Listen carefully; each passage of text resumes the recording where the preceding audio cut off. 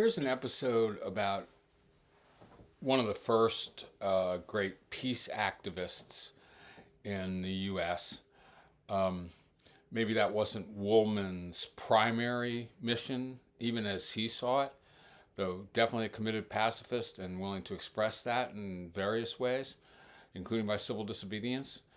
But the first sort of activist for peace in the public sphere, as opposed, for example, maybe within a single church, is probably David Low Dodge of New York, who formed the New York Peace Society and published maybe the first couple of books systematically advocating peace in the U.S. The Mediator's Kingdom is Not of This World was the first, I think, 1809. And the second in 1815 is the one I'll talk and read a little bit about today. Read a little bit from today. War Inconsistent with the Religion of Jesus Christ.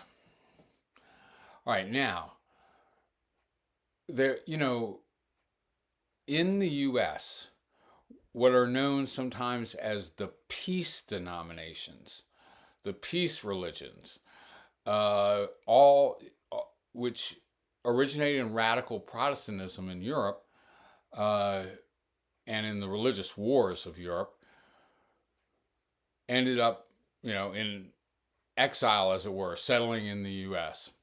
Church of the Brethren, the Pietist religions, including the Dunkards. A lot of it's right around here. I'm in York Springs, Pennsylvania. There was an old Dunkard church right there, and Quakers all around here too. The Amish and Mennonites including the Amish, I suppose. I don't quite know how to express all the relations between these denominations, and the Quakers. And these are principled, we do not fight. The Bible instructs us not to. Denominations. And, very relatively large and relatively prosperous and, and so somewhat dominant, able to carve out a place in the state of Pennsylvania, for instance. And able to, as occasionally they were able to do in some spots in Europe for a time, to get recognized, to get their conscientious objections to war and violence recognized by the mainstream authorities. All right. Now, one thing that's interesting about David Low Dodge is that he's not a friend. He's not a Quaker. He's not a Dunkard. Are there still Dunkards out here? I think there's still a Dunkard church in Chambersburg. Not too far. He's not a Mennonite. He's a Presbyterian. And he's still reading. I meant to actually get it. I could do this, I guess, but maybe this would be annoying. The Sermon on the Mount is the basic text of Christianity for all these people who follow Christianity toward pacifism. Of course, you might follow Buddhism toward pacifism. You might follow Hinduism toward pacifism, etc.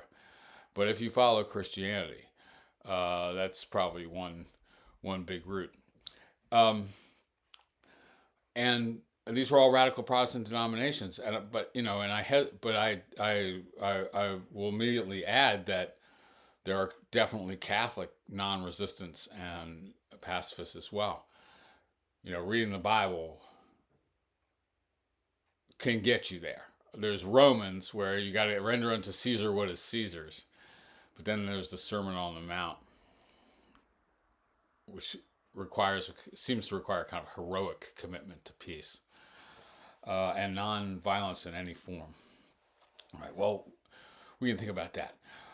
Now, I guess one thing about this is that Woolman is advocating peace and pacifism during the French and Indian Wars All right.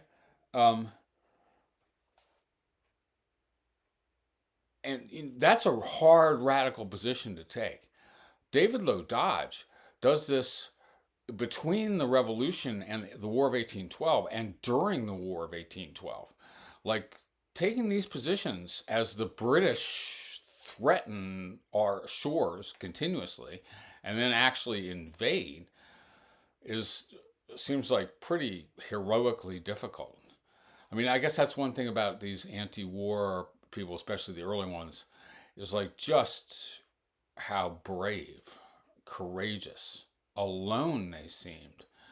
Like David Low Dodge writes some of the first books, publishes the first book in the U.S. systematically advocating peace.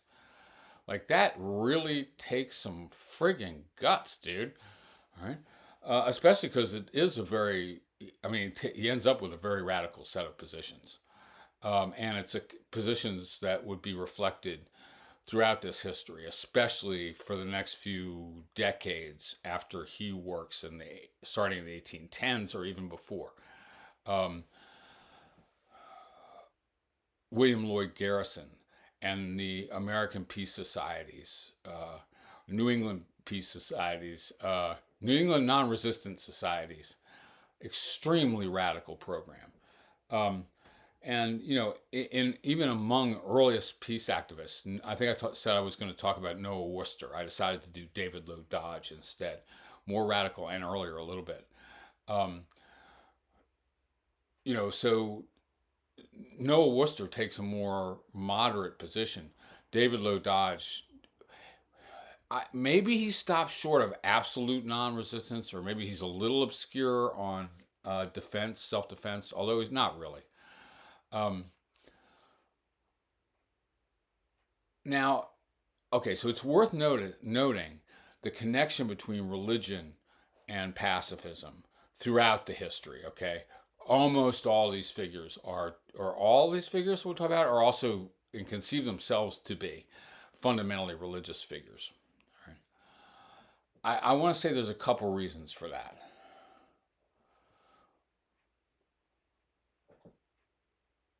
To take extremely radical positions in the 17th, 18th, 19th century, especially early 19th century, it you need fortification, okay? You need a way to be brave. Right? And the way these guys are, and women too, are brave to advocate feminism, to advocate immediate abolitionism, immediate equal rights for women, to straight up advocate anti-racism.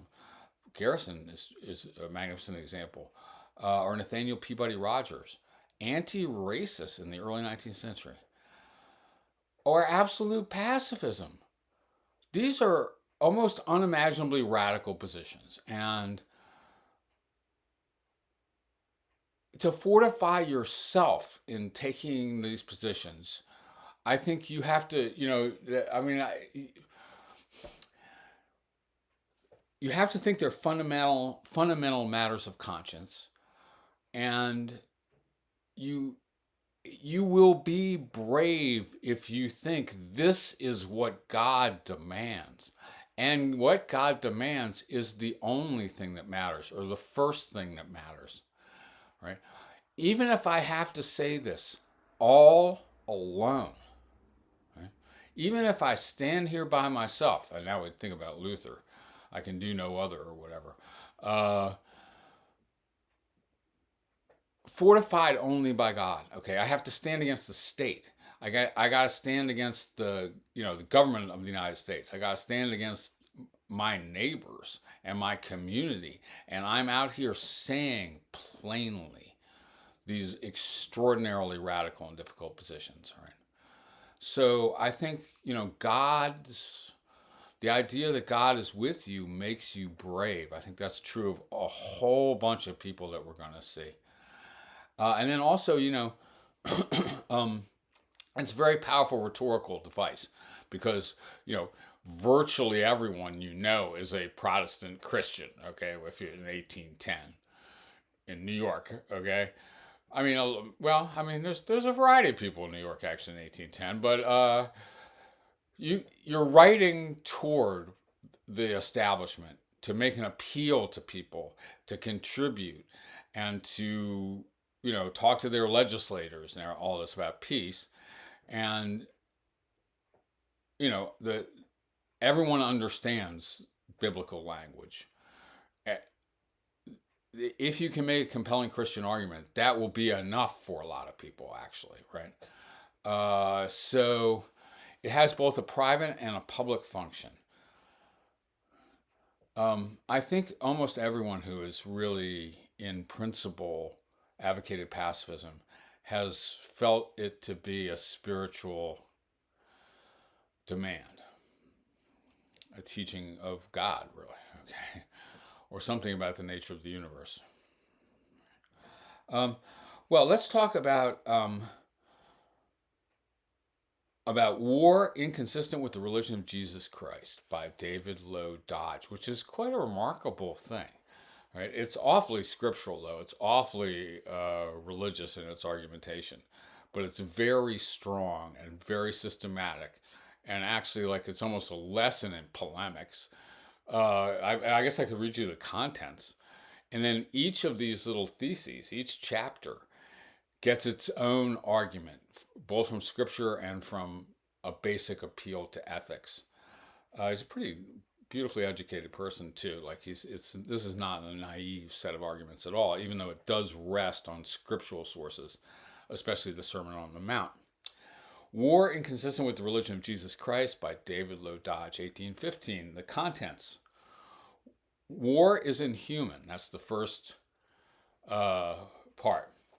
1, because it hardens the heart and blunts the tender feelings of mankind. And then he gives you 5 paragraphs showing that. 2, war is inhuman as in its nature and tendency it abuses God's animal creation. I'm going to come back to that. Abuses God's animal creation. War is inhuman as it oppresses the poor. I'll come back to that for a second, too. War is inhuman as it spreads terror and distress among mankind. War is inhuman as it involves men in fatigue, famine, and all the pain of mutilated bodies. He'll tell it to you pretty damn plain, David Low Dodge. War is inhuman, this is 6, as it destroys the youth and cuts off the hope of gray hairs. 7, war is human as it multiplies widows and orphans and clothes the land in mourning. And part 2, war is unwise because instead of preventing, it provokes insult and mischief. War is unwise for instead of diminishing, it increases difficulties. War is unwise because it destroys property. War is unwise as it is dangerous to the liberties of men. And these are important political arguments, it turns out. I don't know if I'll come back to that, maybe not. The martial law, he talks about this straight up. Martial law, the conditions of war are hostile to liberty. Or often war is just an excuse to oppress people. War is unwise as it diminishes the happiness of mankind. War is unwise as it does not mend but injures the morals of society. And now he feels like that's going to be very controversial, that war damages rather than injures rather than mends the morals of society, because many people, I mean, Hegel is an example of this, of a contemporary of David Low Dodge, arguing that war makes the state, or makes the nation healthier and stuff like this. Lots of people have arguments like that. War is unwise as it is hazarding eternal things for only the chance of defending temporal things. You lose your soul to have a chance to maybe save your nation. War is unwise as it does not answer. All right, now I've lost my. All right. Well, it's unwise for all these reasons. Wow. Um. Yeah. Sorry. This is wild. Okay. I'm sorry. I really having trouble with my Kindle. All right. As it does not answer the professed end for which it is intended, doesn't make people safer. War is criminal because one going to war is not keeping from the appearance of evil, but is running into temptation. War is criminal as it naturally inflames the pride of man. War is criminal because it necessarily infringes on the consciences of men. War is criminal as it is, I mean, you can see the Thoreau civil disobedience material coming here too, which derives from the radical Protestant, you know, individual conscience style of arguments. But these are collective arguments too. War is criminal, including the appeal to Christianity. War is which you don't get in Thoreau. War is criminal as it is opposed to patient suffering under unjust and cruel treatment, which, as demanded on the service by the Sermon on the Mount. Patient suffering under unjust and cruel treatment. War is criminal as it is not doing to others as we should wish them to do to us. War is inconsistent with mercy and is therefore criminal. War is criminal as the practice of it is inconsistent with forgiving trespasses as we wish to be forgiven by the final judge. Engaging in war is not manifesting love to enemies or returning good for evil. War is criminal because it's actually rendering evil for evil. War is, you can see the source of this moral orientation for Dodge. War is criminal as it is actually doing evil that good may come. Doing evil that good may come. And this is the best apology that can be made for it. War is opposed to the example of the Son of God and is therefore criminal. And then he answers objections. All right.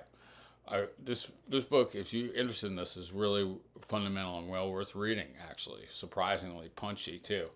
The relation of means to ends is, again, really a key theme throughout the history of pacifism, as it is in the history of anarchism and certain other political and philosophical tendencies. That if you're using means that contradict your ends, you're working against the ends you profess. Or there's something so, it's a deontological moral system, you're absolutely obliged to behave in certain ways. So, you know, erasing that in favor of the consequences represents a kind of total moral misunderstanding. That's anti-teleological, anti-consequentialist argument. I myself am very sympathetic to it. Now, what I want to actually do here is read the material about animals. I know this is going to be a little surprising.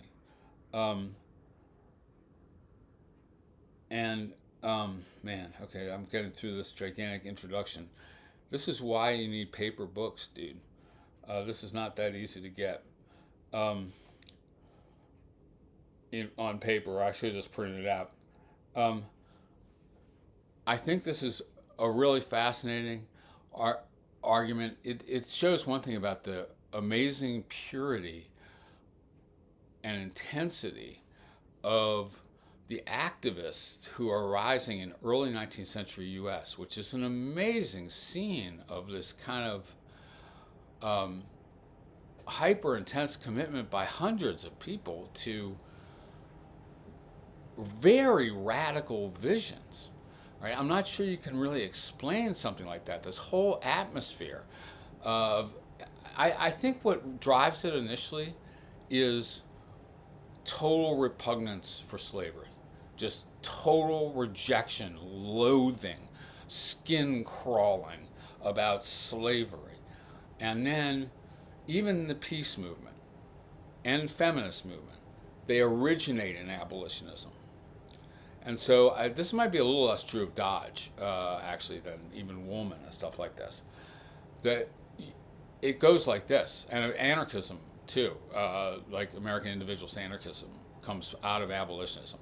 You start asking yourself, what's wrong with slavery? Slavery is utterly evil. If there's a definition of evil, it's slavery. Okay, so what is it that makes slavery evil? Well, one quick answer, it's the violence. Okay, the force, the exploitation. All the other stuff follows from that. If you can't subdue people violently, you can't enslave them.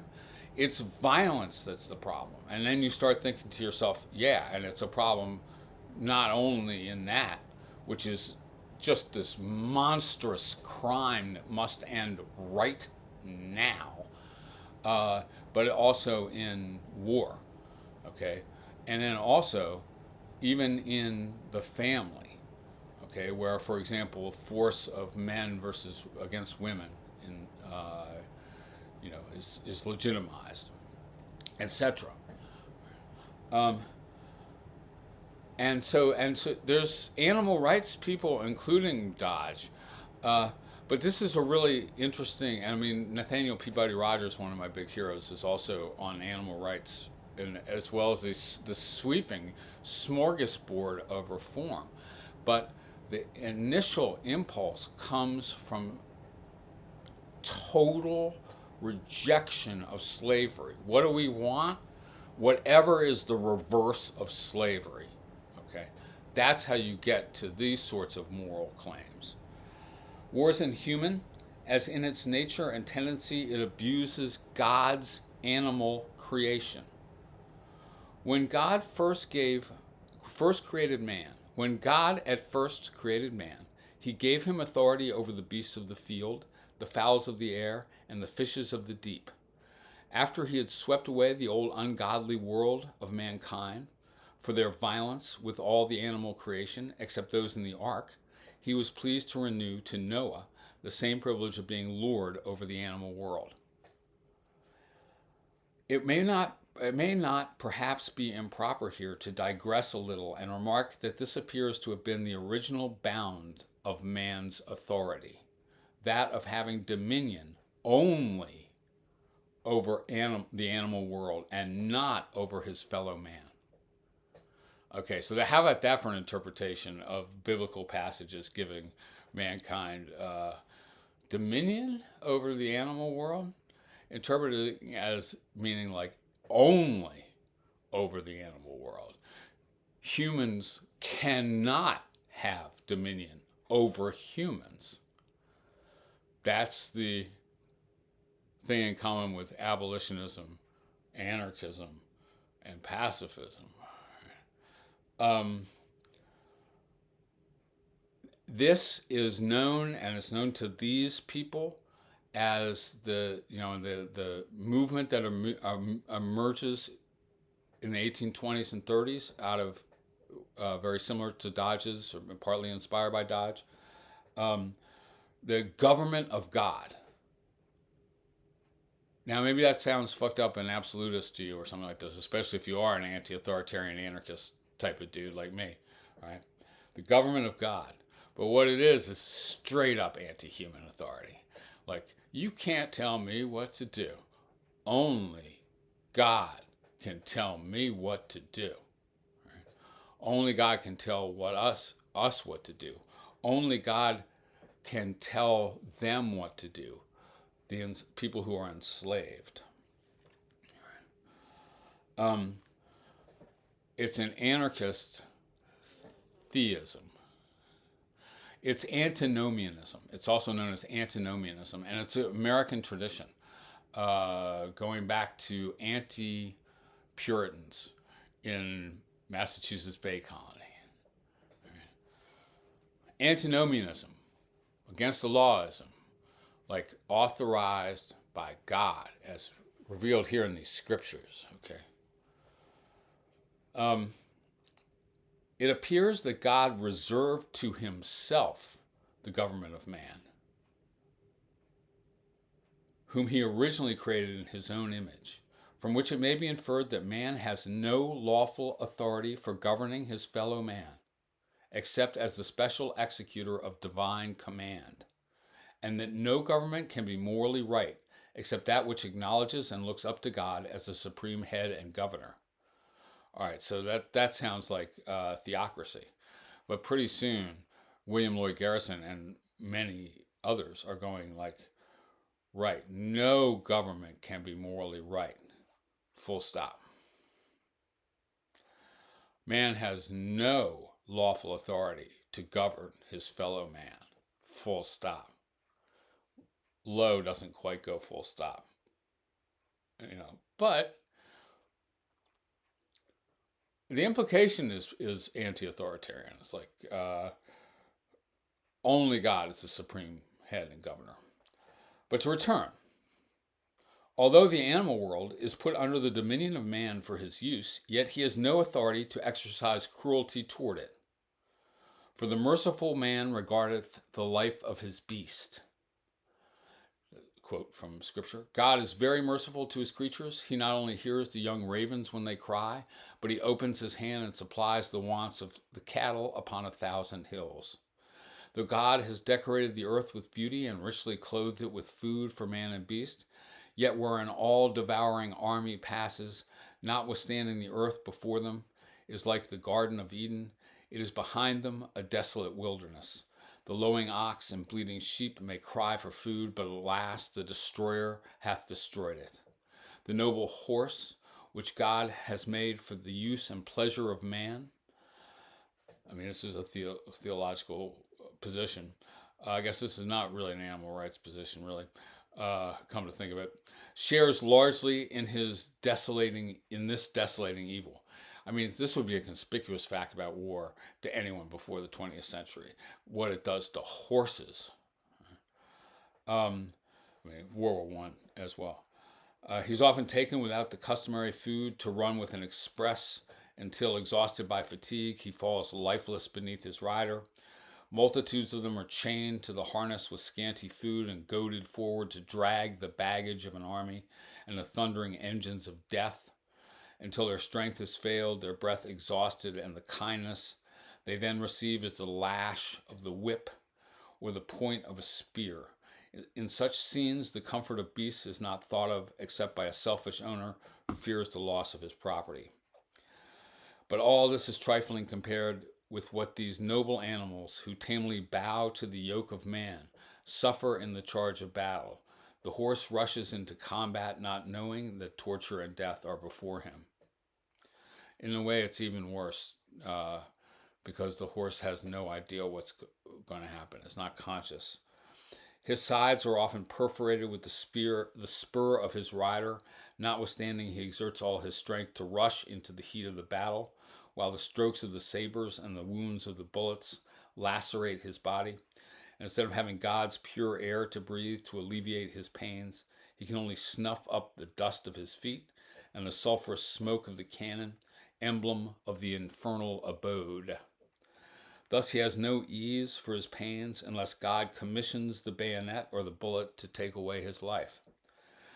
But if such is the cruelty to beasts in prosecuting war, what is the cruelty to man, born for immortality? No wonder that those who feel so little for their fellow men should feel still less for beasts. If war is an inhuman and cruel employment, it must be wrong for Christians to engage in it. And then the next chapter is war is inhuman as it oppresses the poor. And it's a set of very basic, clear, obvious reasons that, taxes for war affect the poor more than the rich. Okay, they're non-progressive. The rich often can buy out of their army service or whatever, but the poor, are cannon fodder. Who's left behind when the retreating army, when the army retreats in the face of the invasion? The poor people, okay? Who can least afford, the looting or whatever, etc., etc., etc. Okay, these are very basic arguments. Now, Dodge, he's an anti-war activist. in a pretty warlike nation. You know, we're fighting Indian wars. Andrew Jackson's going to come on, fight the Seminoles, etc. You know, uh, War of 1812, but then, you know, eventually Mexican War, etc. But he's not primarily the first book, The Mediator's Kingdom is Not of This World, makes the more spiritual case for total nonviolence. Like, this is an anti-war book, okay, but that's not Dodge's primary. The total pacifism and you know, nonviolence in personal relationships and so on is not Dodge's primary subject, especially in this book. But you know, pretty soon, and so I'm not saying Dodge doesn't have this on board. Pretty soon, the private and the public are conceived to be completely essential to one another, like how you're going to conduct yourself, even if you're personally attacked. And various examples, including Henry Clark Wright and others, who were personally attacked and behaved in a non-resistant way. In other words, it goes from a position, like call your congressman and tell him to vote against the war, to a whole personal spiritual comportment. Although Dodge is not working straight out of Quakerism, you know, or Mennonite orientation. All right, so I think next I'll do William Lloyd Garrison, whose New England Non-Resistance Society inspired the peace movement all over the country and in its most radical form. We are emphasizing the more radical side, I guess, the kind of absolute pacifist side in all this. I hope maybe, you know, some people might not know the deep history of American pacifism, that it really runs, you know, in the early 19th century is a kind of golden era of pacifist theorizing, and actually even the American thinkers went out over the world. Like they had surprising influence around the world, American pacifists of the early 19th century. All right, that's that one.